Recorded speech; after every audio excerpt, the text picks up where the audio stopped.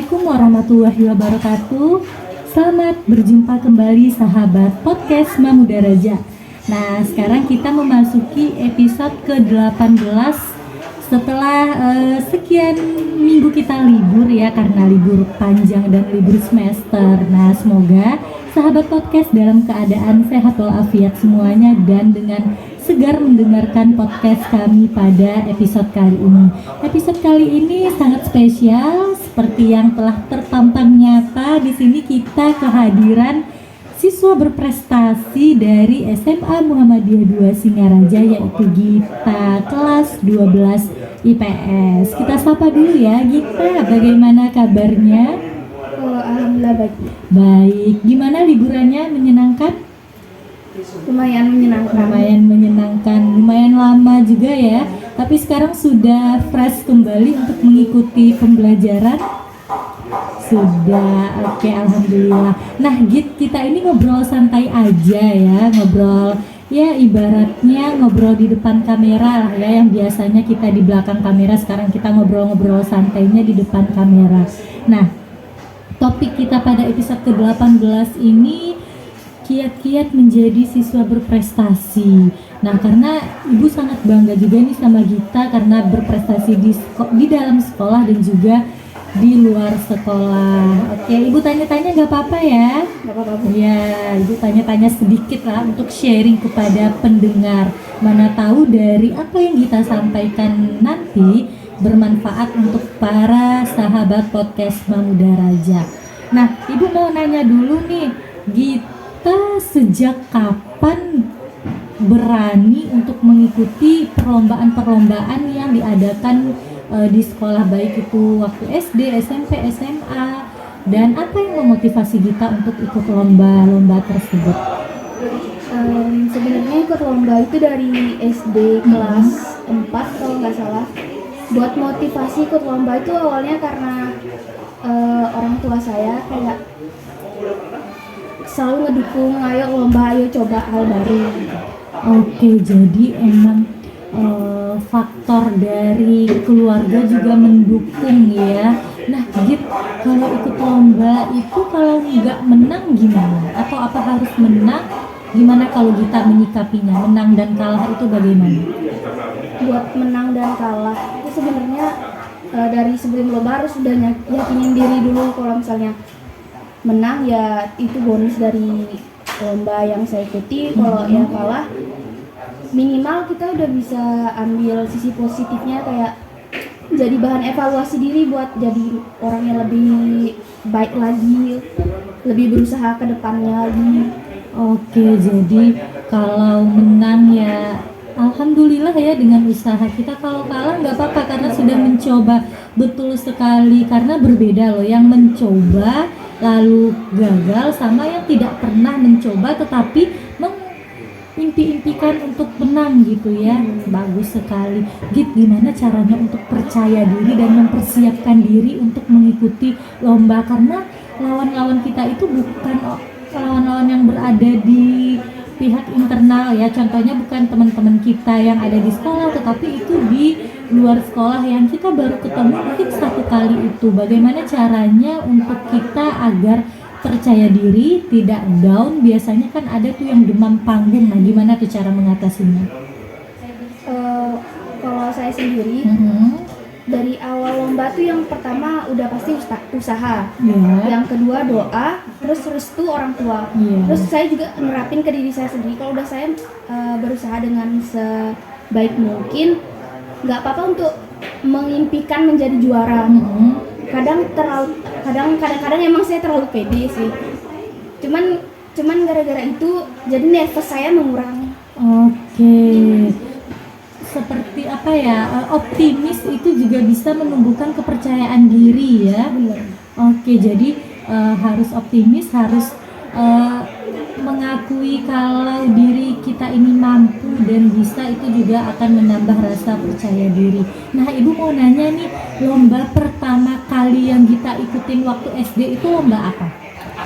Kalau masih ingat. Jadi waktu SD itu lomba pertama yang saya ikutin itu lomba Olimpiade IPA di Primagama.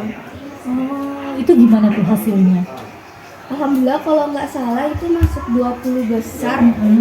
20 besar apa 15 besar saya juga kurang ingat. Lupa ingat. Oh gitu, jadi lomba olimpiade IPA ya, itu udah dari SD udah ikut.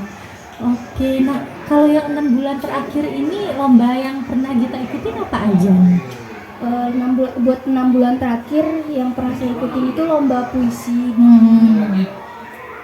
salah satu kampus. Terus ya emang hasilnya nggak sesuai ekspektasi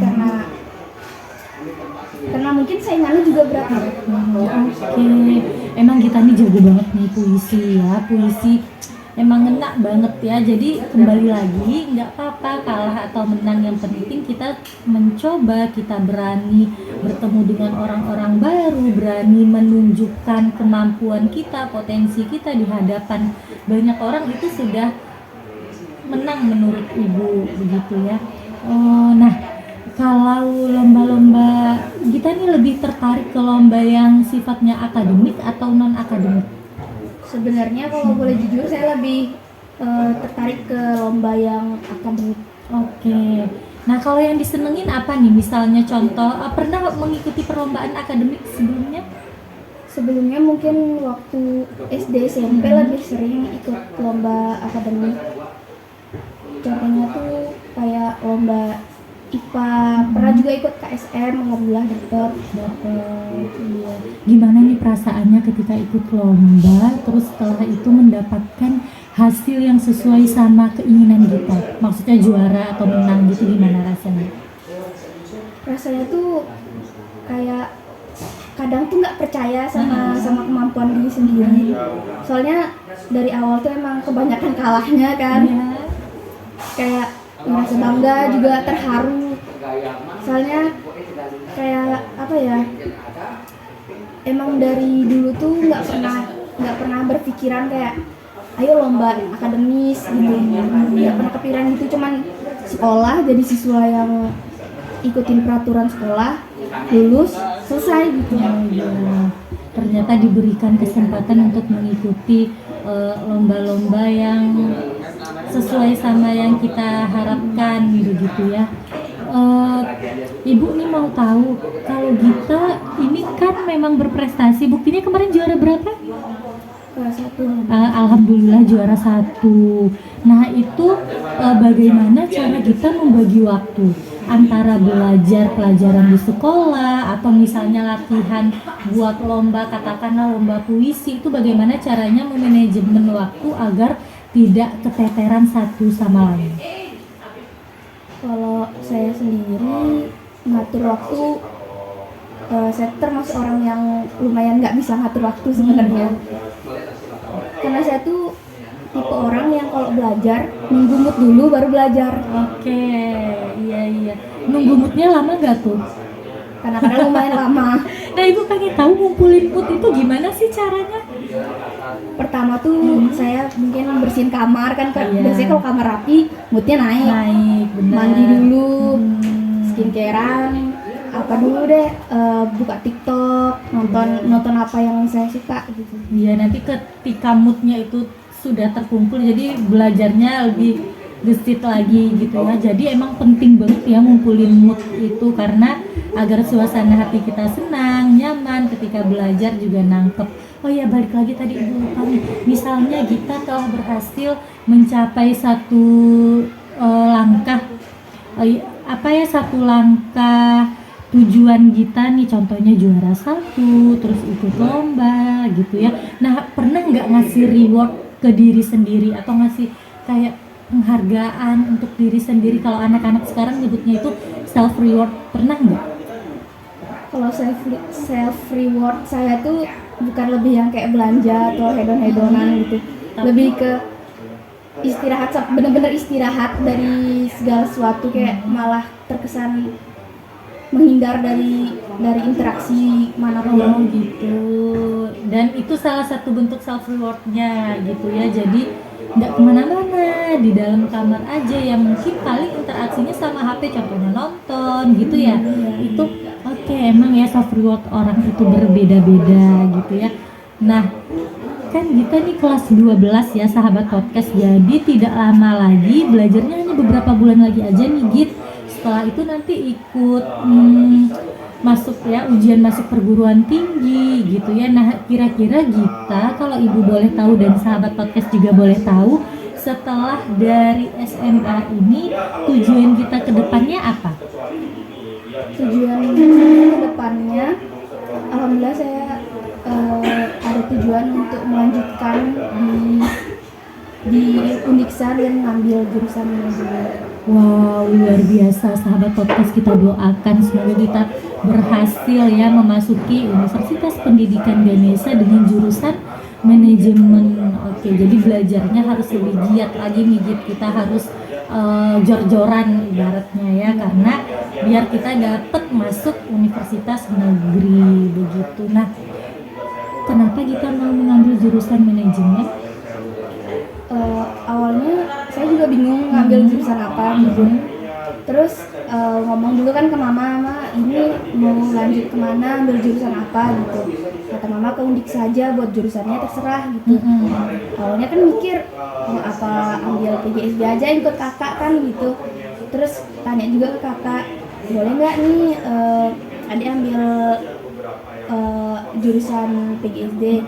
Kakak nggak usah, banyak saingannya. Terus sekarang tuh guru tuh jarang apa ya, maksudnya buat nyari pekerjaan tuh rada susah karena saingan banyak kan. Gitu. Terus kata kakak ambil manajemen aja gitu. Awalnya kan nggak tahu manajemen ngapain aja gitu. Katanya ya udah ambil aja dulu, jalanin gitu. Oke. Tapi selain itu kita juga nanti mencari informasi-informasi yang terkait, dan kita juga pinter juga di pelajaran ekonomi akuntansinya, jadi balance gitu ya. Nah intinya juga kita selalu mencari informasi, jangan pernah ketinggalan informasi, kita belajarnya lebih giat lagi, karena untuk mencapai suatu tujuan itu butuh yang namanya usaha dan doa ya. Jangan hanya berdoa saja tanpa usaha, atau sebaliknya jangan usaha saja tanpa doa, dua-duanya harus balance. Ini benar-benar nih kita doakan banget ya, semoga tahun ini ada kabar baik dari Gita kalau ketika datang lagi ke SMA Muhammadiyah 2 Singaraja membawa berita, Ibu, alhamdulillah Gita sekarang sudah sebagai mahasiswa manajemen dari Undiksa ya. Apapun itu tujuan hidup Gita yang baik-baik, kami selaku guru dan sekolah selalu dukung dan selalu support Gita lah, intinya begitu ya. Nah, ini terakhir Ibu mau nanya nih, pesan-pesan Gita kepada teman-teman sekelas nih, kan bentar lagi pada mau mencar-mencar ya, walaupun sesama di Singaraja ya, mungkin karena sudah berbeda home base-nya, katakanlah misalnya ada yang kuliahnya di Undiksa, ada yang di Udayana, atau ada yang di kampus-kampus lainnya, atau bahkan mungkin ada yang langsung bekerja. Nah gimana nih pesan-pesan kita ke teman-teman 12 IPS? Pesan-pesan saya buat teman-teman di kelas, kalau nanti udah lulus dari SMA Muhammadiyah 2 Singaraja, mohon jangan sombong. Kalau ketemu di jalan nyapa aja. Terus kalau kangen nomor aku masih sama. Iya, terus jangan delkon-delkonan, jangan keluar grup gitu ya. Udah tegur aja kan, kita berpisahnya secara fisik gitu ya, karena tujuan kita sudah berbeda-beda, tapi kita tetap bersatu secara emosional, secara kekeluargaan, karena walau bagaimanapun kita sama-sama keluarga besar SMA Muhammadiyah 2 Singaraja ya. Ingat ya, nggak ada yang sombong gitu. Juga sama ibu nih, nanti kalau ketemu ibu mentang-mentang udah nggak ngajar lagi, ada bunga males negur gitu ya, jangan ya. Oke, terus jangan delkon-delkonan, jangan ibaratnya kalau di medsos jangan jangan harus kontak begitu ya. Nah itu untuk kelas 12 teman-teman sejawat. Nah pesan Gita untuk kelas 10 dan 11 nih, adik-adik kelasnya agar lebih berprestasi lagi itu apa? Semangat belajar. Semangat belajar, terus apa lagi? Boleh lihat di kamera apa aja? Terus buat yang masih pacaran, putus dulu dah, belajar dulu. Oke, fokus belajar guys, jangan pacaran itu boleh tapi setelah menikah saja ya. Jadi fokus belajar, fokus kepada impiannya, cita-citanya gitu ya. Apalagi? Terus jangan jangan lupain aku. Oke, jangan lupain Kak Gita ya, karena Kak Gita ini adalah salah satu sosok yang ya menjadi panutan lah untuk adik-adiknya gitu ya, apalagi Gita berprestasi di sekolah, belajarnya juga bagus, jadi itu salah satu contoh atau tauladan untuk adik-adik kelasnya. Oke, kalau ke guru-guru ada nggak sih yang mau disampaikan? Guru-guru apa ya? Bebas sedikit ini tanpa settingan, tanpa tekanan, silakan disampaikan saja pesannya apa untuk para guru-guru. Kalau guru-guru Muhammadiyah kayaknya semua guru menurut saya lumayan akrab sama siswa, jadi buat disampaikan tuh kayaknya nggak ada deh. Oh, nggak ada, disampaikan aja, yang penting tetap sehat, rezekinya lancar, kesabarannya berlipat ganda, jangan setipis Tisu. kulit bau, iya setipis tisu dibagi dua gitu jangan.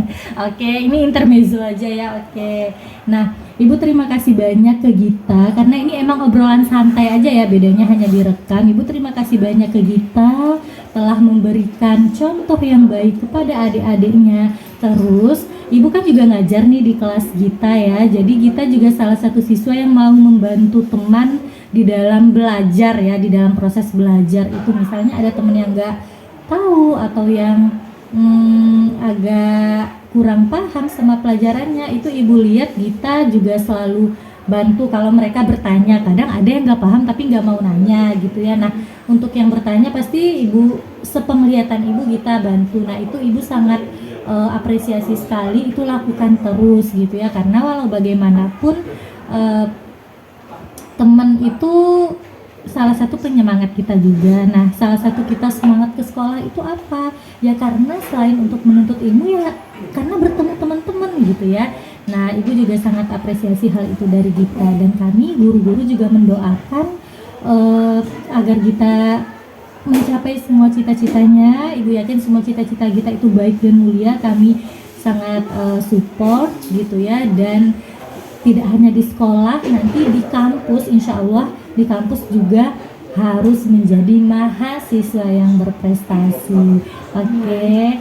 Nah, sahabat podcast Mamuda Raja, kita berterima kasih dulu nih ke Gita karena sudah membagikan tips-tipsnya bagaimana cara membagi waktu, bagaimana itu yang penting tadi mengumpulkan mood gitu ya untuk bisa belajar, karena waktu belajar itu tidak dihitung dari misalnya nih kita belajar di rumah untuk nge-review materi yang sudah diberikan guru, itu tidak lamanya waktu belajar di rumah gitu, maksudnya tidak lamanya tetapi kualitas waktunya gitu ya. Misalnya nih kita pulang sekolah lalu istirahat, habis itu malamnya kita ulas pelajaran yang hari ini diberikan sama yang besok akan kita pelajari, ya paling 1 jam 2 jam gitu mungkin cukup ya gitu, tapi continue tiap hari, jangan belajar dengan sistem SKS, sistem kebut semalam, jadi belajar banyak materi waktu mau ujian saja itu tidak efektif. Oke, terima kasih banyak Gita, sehat-sehat selalu, semoga Gita tetap menjadi Gita yang sekarang ya, berubah boleh tapi berubah ke arah yang lebih baik. Jangan lupakan teman-teman dan kami para guru. Oke, sahabat podcast Mamuda Raja, kita akhiri podcast kita pada pagi hari ini. Semoga doa yang sama juga ya untuk sahabat podcast, semoga tetap sehat, tetap semangat, dan rezekinya dilancarkan sehingga nanti bisa ya nonton podcast kami tidak di-cut-cut tapi ditonton secara sampai habis ya. Jangan lupa di like, komen yang positif, dan di subscribe. Terima kasih, kami berdua ucapkan assalamualaikum warahmatullahi wabarakatuh.